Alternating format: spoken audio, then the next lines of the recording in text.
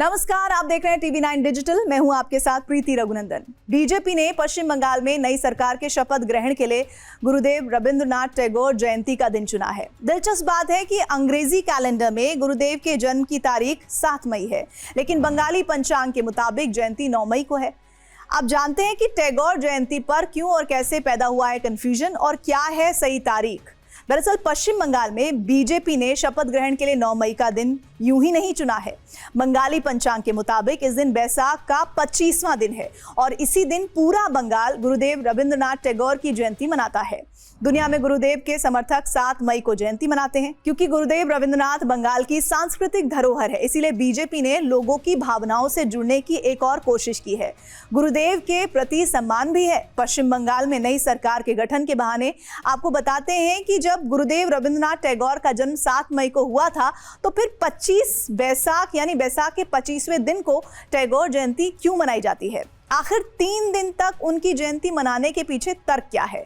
रविंद्रनाथ टैगोर का जन्म अंग्रेजी कैलेंडर के मुताबिक 7 मई 1861 को हुआ था, लेकिन बंगाली पंचांग के मुताबिक ये दिन 25 बैसाख का था। यही कारण है कि टैगोर जयंती का मूल आधार 25 बैसाख माना जाता है।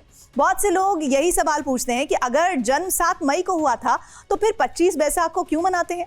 क्या ये 2 अलग अलग तिथियां हैं या इसे 3 दिन तक मनाया जाता है।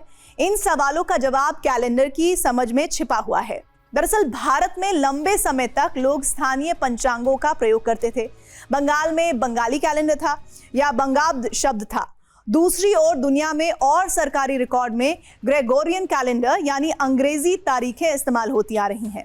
जब टैगोर का जन्म हुआ तब उनकी जन्म तिथि बंगाली तिथि में 25 बैसाख थी। उस दिन अंग्रेजी तारीख 7 मई थी, इसीलिए दोनों तिथियां सही है। वो अलग अलग दिन नहीं है, ये एक ही दिन के 2 अलग अलग कैलेंडर के रूप हैं। गुरुदेव रविंद्रनाथ टैगोर सिर्फ एक कवि नहीं थे, वो बंगाल की सांस्कृतिक आत्मा के बड़े प्रतीक हैं।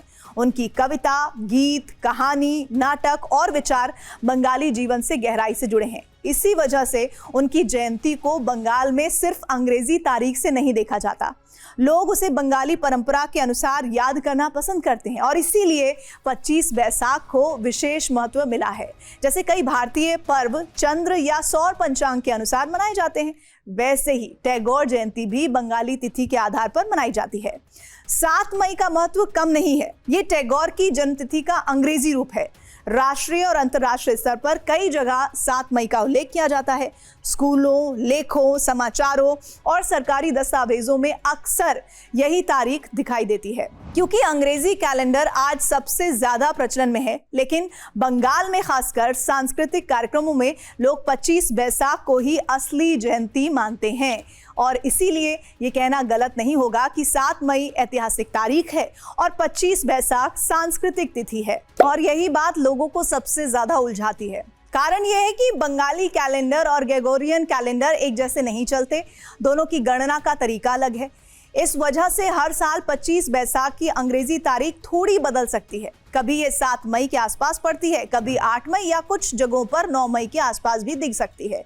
यानी 25 बैसाख स्थिर है, लेकिन उसकी अंग्रेजी तारीख हर बार बिल्कुल एक जैसी नहीं रहती। इसीलिए बंगाली समाज कहता है कि टैगोर जयंती की सही परंपरागत तिथि 25 बैसाख है। और इस तरह टैगोर जयंती को लेकर भ्रम होना स्वाभाविक है, क्योंकि हमारे सामने 2 कैलेंडर आते हैं, एक अंग्रेजी, दूसरा बंगाली। रविंद्रनाथ टैगोर का जन्म 7 मई 1861 को हुआ। वहीं दिन बंगाली पंचांग में 25 बैसाख था और इसीलिए दोनों तिथियां सही हैं। बंगाल की सांस्कृतिक परंपरा ने 25 बैसाख को अधिक महत्व दिया है। इसी वजह से टैगोर जयंती उसी दिन मनाई जाती है। जहां तक 3 दिन मनाने की बात है तो वो उत्सव की अवधि हो सकती है, लेकिन जयंती की मूल तिथि एक ही है। इसलिए सही समझ यही है कि टैगोर जयंती का आधार 25 बैसाख है और 7 मई उसका अंग्रेजी कैलेंडर रूप है। आपको हमारी ये जानकारी कैसी लगी ज़रूर बताइए, और अगर आपको हमारी ये जानकारी पसंद आई तो इसे लाइक कीजिए, शेयर कीजिए और हमारे चैनल को सब्सक्राइब कीजिए। नमस्कार।